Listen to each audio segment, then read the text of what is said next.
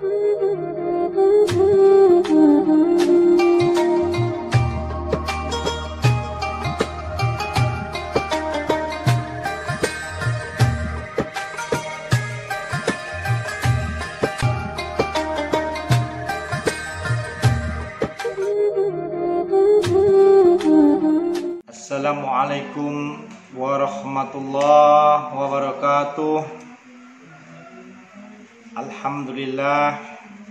Alhamdulillahirabbil alamin wal aqibatu lil muttaqin fala udwana illa 'alal zalimin. Assalatu wassalamu ala asrofil anbiya'i wal mursalin wa ala alihi wa sahbihi ajmain, amma ba'd. Para saimin dan saimat yang dimuliakan oleh Allah Subhanahu wa taala, sesungguhnya ada banyak hal yang tidak kita ketahui dalam menempuh kehidupan di muka bumi ini.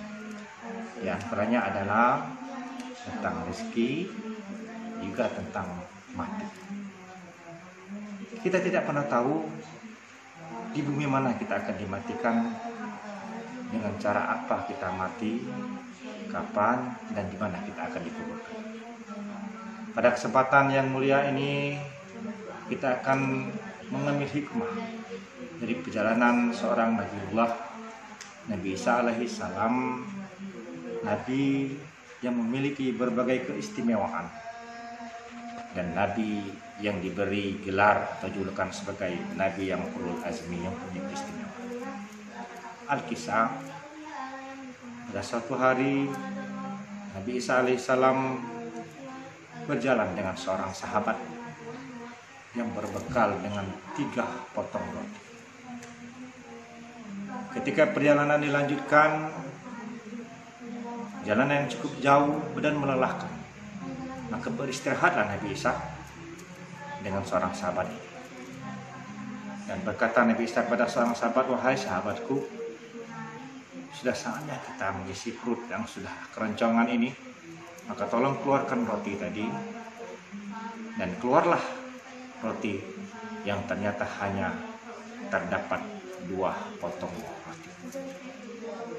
Nabi Isa terkejut dan bertanya dengan sahabat, "Wahai sahabatku, sesungguhnya roti yang kita bawa sebagai bekal ini adalah 3 potong roti. Mana 1 potong roti yang tadi kita bawa itu?"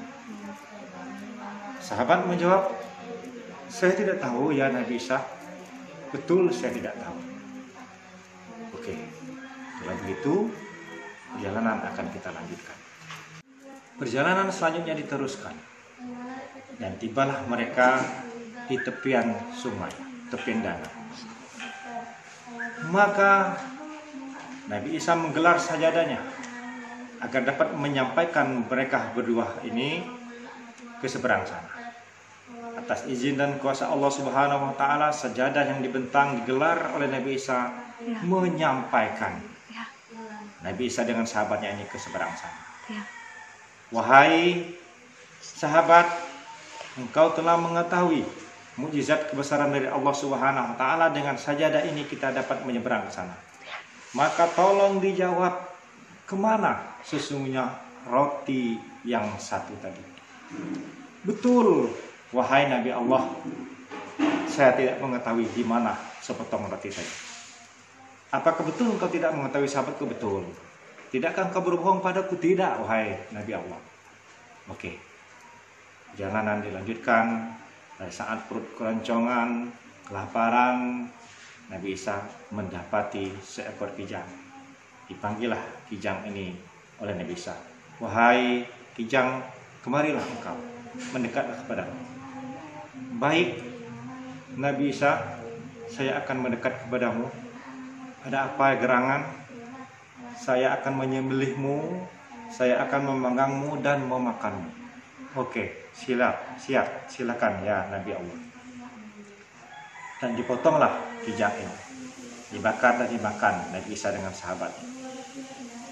Selanjutnya, para saimin dan saimat yang dimuliakan oleh Allah Subhanahu wa taala, lagi-lagi Nabi Isa berkata kepada sahabatnya dengan menunjukkan kekuasaan dan kebesaran Allah, tulang-tulang yang berserakan tadi dikumpulkan. "Wahai tulang-tulang, hiduplah engkau, jadilah engkau sebagaimana seperti sedia kala. Dan tulang-tulang pun atas kuasa dan izin dari Allah menjadi seperti jangkrik. Sahabatku, engkau telah menyaksikan kebesaran dan kemuliaan Allah, mukjizat yang telah diberikan oleh Allah kepada saya. Maka tolong dijawab, di mana sepotong roti tadi? Apa kata sahabat? Betul, ya Nabi Allah, saya tidak mengetahui di mana sepotong roti tersebut. Perjalanan dilanjutkan. Dan ketika istirahat pada suatu tempat, Nabi Isa menggenggam 3 bongkahan batu. Atas kekuasaan kebesaran Allah, 3 bongkahan batu itu berubah menjadi emas. 3 bongkah emas. Maka sahabat kegirangan. Akan tetapi Nabi Isa tetap bertanya kepada sahabatnya, wahai sahabatku, engkau telah melihat kemuliaan mukjizat dari Allah Subhanahu wa taala, maka tolong dijawab, di mana sepotong roti yang hilang tadi?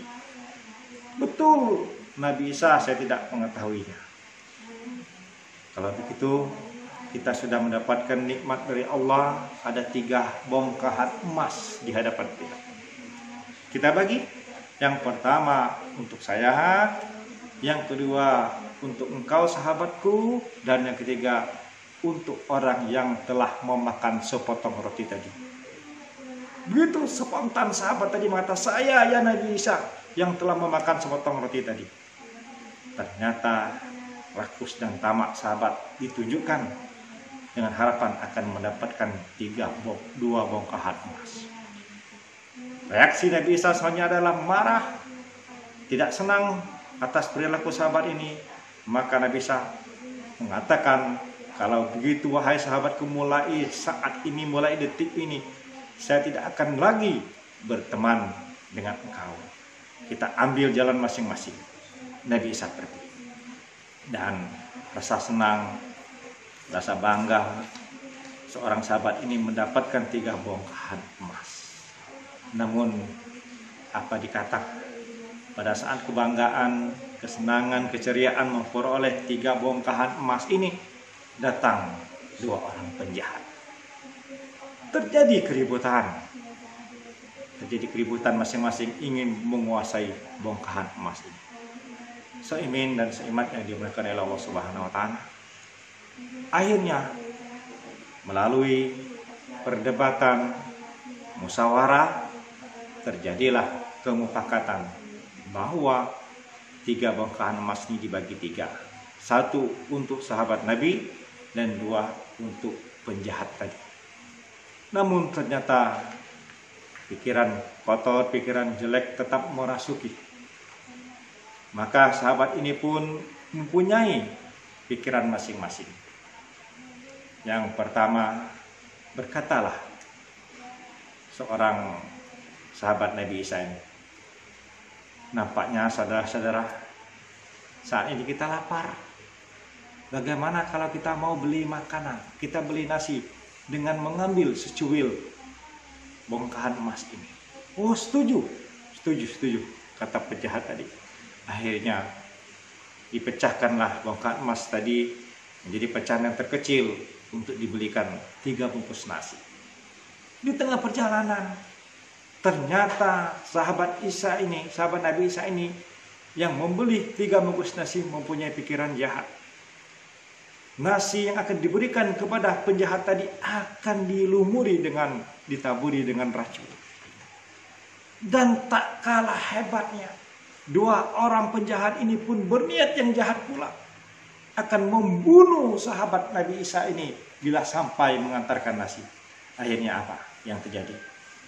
Para seiman dan seimat, ketika nasi sudah sampai, maka sahabat Nabi Isa langsung dibunuh.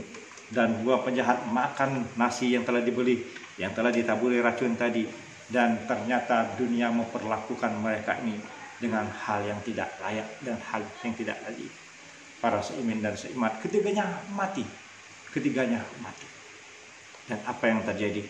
Ini adalah sebagai suatu iktibar, peringatan dan pelajaran bagi kita, agar menjauhkan kita dari sifat rakus, tamak dan serakah, khususnya di dalam bulan suci Ramadan ini. Mudah-mudahan bermanfaat. Assalamualaikum warahmatullahi wabarakatuh.